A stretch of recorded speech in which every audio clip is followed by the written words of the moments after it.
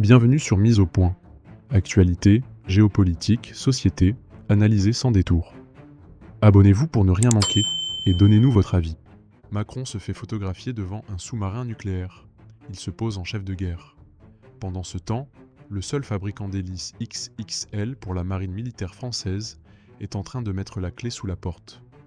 Idriss Aberkan et Alexis Poulain nous livrent ici une analyse sans détour, les chiffres et les faits que la presse grand public ne relaie pas. Posture politique ou réalité industrielle. Regardez et forgez-vous votre propre opinion. Déjà, voilà, bon, Macron, chef de guerre, ça c'est énorme, c'est vraiment trop drôle. Qui se fait prendre en photo devant un sous-marin nucléaire lanceur d'engins, alors que c'est lui qui a participé à la vente des turbines Alstom, il faut quand même le rappeler. Et là, tu vois des pseudo-fact-checkers qui disent non, mais on les a rachetés plus tard, donc ça va. Mais espèce d'abruti, tu fais ça avec Lockheed Martin pour voir, tu as dit oui, mais t'inquiète, on a vendu une technologie de Lockheed Martin à Dassault, mais Lockheed l'a racheté après, pour beaucoup plus cher d'ailleurs au passage, et sans les brevets, mais il n'y a pas de problème, donc du coup ça veut dire qu'il a rien fait de mal, Macron, tu vois, le niveau du fact-checking en France. Et là, un fabricant d'hélices aussi est en train de faire. C'est ça, c'est la fonderie Atlantique qui coule les hélices XXL à Nantes, partenaire de Naval Group, qui est en train tout simplement de mettre la clé sous la porte, voilà, alors qu'il y a des commandes des chantiers de l'Atlantique. Et surtout, là où ça te fait très mal, c'est que c'est un partenaire stratégique donc, de l'armement, Naval Group, c'est l'armement. Et donc, c'est les rares acteurs capables de produire des pièces de propulsion de haute technicité pour les navires militaires français. Et ben, on est en train de fermer boutique. Donc, Macron, c'est tout le temps ça. C'est-à-dire que c'est des discours, c'est des postures, c'est des lunettes. Qui vient pas le critiquer, qui vient pas dire. Quand Netanyahou fait un discours à la Knesset, t'as au moins 5 canards israéliens qui viennent écrire, qui dit de la merde, même en temps de guerre. Nous, on n'est pas capable de faire ça.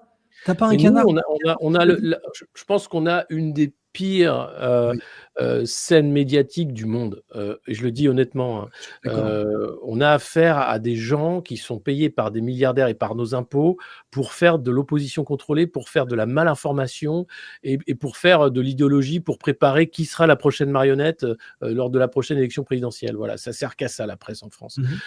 Et c'est tragique parce que effectivement, la presse est censée être un pouvoir d'opposition. Alors heureusement, tu as des médias indépendants qui font le boulot, tu as Investigation, t'as quand même des comment ils s'appellent qui avaient été perquisitionnés quand ils avaient sorti les informations sur Lafarge, enfin, Disclose, t'en as d'autres, tu vois, qui font le boulot, mais si tu regardes la presse des milliardaires, c'est pour endormir le bon peuple, en disant, mais dormez bien, tout va bien, le président Macron est formidable. D'ailleurs, vous devriez l'applaudir dès demain, parce que imaginez qui ce sera après lui, hein. On a de la chance d'avoir Macron quand même. Là, tu avais les derniers éditos, c'était sur France Inter, incroyable, le général Macron a réussi son coup. Voilà. Non, mais le général Macron a reçu son. Putain, j'arrive pas. Le chat défile trop vite. Désolé, j'affiche. On n'arrive pas à voir. Mes excuses. Ouais, je vais pas pouvoir les afficher parce que ça défile trop vite. On a trop de gens en ligne, mais ouais, petite erreur. Macron, général Macron, successful, et puis surtout les généraux de plateau qui viennent, qui te disent n'importe quoi. Enfin, c'est voilà. Moi, j'en peux plus quoi. Au bout d'un moment. Mais en fait, il n'y a rien. C'est-à-dire que tu regardes, on voit, et j'en parle quotidiennement, en privé et en public, lors des revues de presse, et je vous invite à vous abonner à la chaîne du Monde Moderne, parce que vous êtes très nombreux. Et grâce à toi, tu sais, j'ai passé les 300 000. Hein, donc vraiment, merci beaucoup, Idriss. Bravo à toi. Et puis, tu vas continuer, parce que honnêtement... aujourd'hui, tu pèses dans le pif, quoi, vraiment dans le paysage internet. J'essaye, et justement d'avoir des invités. Et je disais, mais en fait, nous, notre rôle maintenant en tant que média indépendant, alors moi, le matin, à la revue de presse, c'est pour me moquer de cette presse de cours inutile et stupide. Et on peut vraiment rigoler, hein, parce qu'il y a vraiment de quoi faire. Mais après, l'autre rôle, c'est d'inviter des gens qui ont des choses à dire, qui sont des experts, qui sont vraiment informés et qui vont montrer la manipulation qui est en cours. Parce que c'est vrai que les électeurs français aujourd'hui, ils se rendent bien compte qu'on se fout de leur gueule et que ce qu'on leur propose, c'est des plats avariés sur des plateaux qui sont même pas en argent. Là. On est sur des espèces de plats de pizza en carton avec des champignons partout. Et en gros, il faut choisir sa part et il n'y en a pas une qui ne va pas te filer la gerbe, quoi. C'est ça que je veux dire. Tu crois qu'ils s'en rendent compte qu'on leur sert des plats avariés, que la politique est... Pas tous, non, pas tous.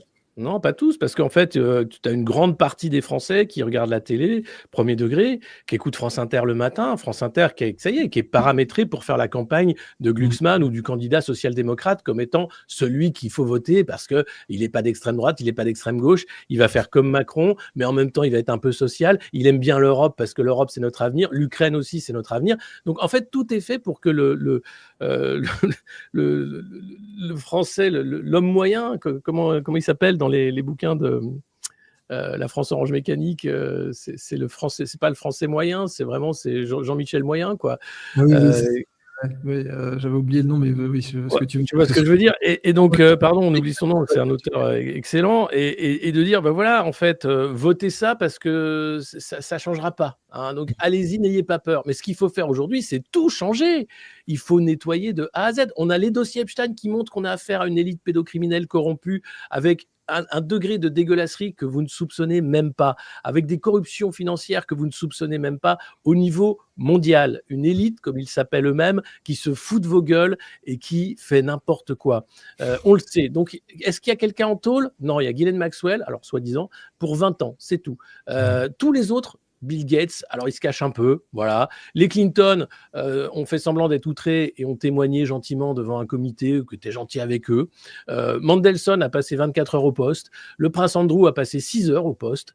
Mais sinon, rien. Même pas pour viol et même pas pour Mais pédocriminalité. rien, mais c'est exactement comme les Pandora Papers, les Panama Papers, toutes ces affaires qui montrent en fait que le monde est dirigé par des corrompus, parfois pédocriminels, ne fait rien, il ne se passe rien. Et donc, à un moment, tu dis, on va pas continuer de voter pour des gens qui sont là pour que ça continue. Il faut tout changer. Il faut foutre un énorme coup de pied. Et alors, Béatrice Rosen qui est dans le chat, démocratie directe, je veux dire, ah ben aujourd'hui, voilà, on n'aura pas bien ça. sûr. Mais c'est devenu interdit d'en parler. Et le problème, c'est que le normie moyen, en effet, Jean-Michel Moyen, comme tu disais, et ben en fait, il regarde. Tant que ça n'a pas été dit sur BFM, laisse tomber, quoi. C'est une opinion qu'il ne pourra même pas analyser, en fait. Mais nous, en fait, déjà, ce qui était très drôle dans l'affaire Epstein, quand sortent les 3 millions de documents, c'est de voir comment les fact-checkers sont passés pour des pitres, mais aux yeux de tout le monde.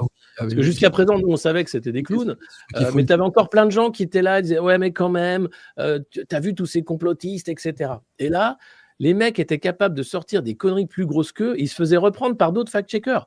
Tu as cette scène où tu as Tristan Mendès France qui se fait reprendre par une Belge qui lui dit « Oh, mais c'est gênant là de parler quand même de l'affaire Epstein comme ça. » Les Belges ont toujours été plus courageux que nous. Hein. Tu regardes dans l'histoire de la presse française, les Belges ont toujours été choqués par la veulerie de la presse parisienne. Enfin, tu te rappelles quand même. Alors après, attention, la Belgique file un mauvais coton. Hein. Tu as vu que le discours de J.D. Vance, ça a été critiqué par l'Arcom belge parce qu'il a été publié par un média. En gros, tu n'as pas le droit de publier le discours de J.D. Vance. Donc ça file un mauvais coton. C'est fini, donc c'est terminé même pour la Belgique. Bah, super. Non, mais les pays tombent un par un aux mains des Young Global Leaders qui sont là pour mettre un agenda de censure total de la parole publique, avec des courtisans à tous les étages qui veulent encore manger un peu de gâteau tant qu'il y a du gâteau. Donc ils sont prêts à toutes les compromissions et à tous les mensonges pour tenir la populace. Et je dis ça comme eux le diraient. Hein. Moi, je suis populiste. Donc pour moi, il faut que le peuple reprenne le pouvoir. Et aujourd'hui, on a affaire à des gens qui sont là pour tenir les rênes du mensonge et faire en sorte que ça tienne. Alors, je ne sais pas pour combien de temps. Et une des options possibles pour que ça tienne, c'est quoi? C'est la guerre mondiale. C'est ce moment où toutes les énergies sont concentrées sur le mensonge ultime. Il faut se battre pour notre civilisation. Il faut se battre pour défendre nos libertés. C'est nos valeurs. Tout ça est préparé déjà en haut lieu par Ursula von der Leyen, par l'OTAN, par Macron et les uns et les autres. Et donc, pour moi, cette option de la Troisième Guerre mondiale, elle est réelle. C'est un danger réel. Ils ont tout intérêt. Moi, je serais Young Leader. Aujourd'hui, je me dis, j'ai intérêt à la préparer et à la faire. Alors, sinon, certes, mais il faut se rappeler que, bon, déjà, une guerre, c'est incontrôlable. Une vraie guerre, et c'est ce qu'on a expliqué dès le début, sur ta chaîne, sur la mienne, une guerre spectacle, tu sais quand tu l'as fini, une vraie guerre, tu sais pas quand tu l'as fini. Voilà. Et là, on est déjà sur une guerre qui est, désolé de sortir des références de vieux, mais c'est le sparadrap du capitaine Haddock, là, pour Donald Trump. Il est pas con, il sait qu'il devrait s'en dépêtrer, qu'il devrait s'en sortir, mais il peut absolument rien faire. Et une guerre nucléaire, mais attends, Alexis, c'est complètement incontrôlable une guerre nucléaire. Il y a que les messianistes, il y a que les fondus Ah, mais je dis pas non, non, je parle pas d'une guerre nucléaire. Non, justement, non, non. Là, quand tu regardes tous les tarés, là, tous les gentils, tous les génies de Renew, etc., ils parlent pas de guerre nucléaire. En fait, ils comptent les petits soldats. Ouais. Et ils disent, il faut écouter Valérie Hayé, c'est éclairant. Elle dit, on a la plus grosse armée du monde, parce qu'en fait, si on additionne, je vais pas parler quand même, mais si on additionne toutes les frégates, tous les petits bonhommes, tous les petits hélicoptères, tous les petits avions, on en a rien, en effet. Ouais. on en a plus que les Russes. Et donc, ce qu'ils veulent, c'est, au contraire, emmener un moment, mais enfin, c'est 1984 by the book, hein, vraiment, c'est Orwell à la ligne. C'est-à-dire, il faut faire peur aux populations, il faut un ennemi permanent. C'est la Russie pour le moment en Europe, c'est ce qu'ont décidé nos chers maltraitants. Et donc, à partir de là, tu fais toutes les lois d'exception que tu veux, tu fais toute la censure que tu veux, tu les tiens par la peur, et éventuellement, de temps en temps, tu vas avoir des affrontements aux marges, où tu vas dire, attention, là, ça commence à se réchauffer, il va falloir faire quelque chose. Je pense que ça peut durer encore un temps. Mais arrêtons d'appeler les régimes dans lesquels on vit des démocraties libérales, c'est n'importe quoi. Bah oui, c'est exactement ça. Pour ne pas manquer nos prochaines analyses, abonnez-vous, c'est gratuit. Et laissez un commentaire, votre avis nous intéresse.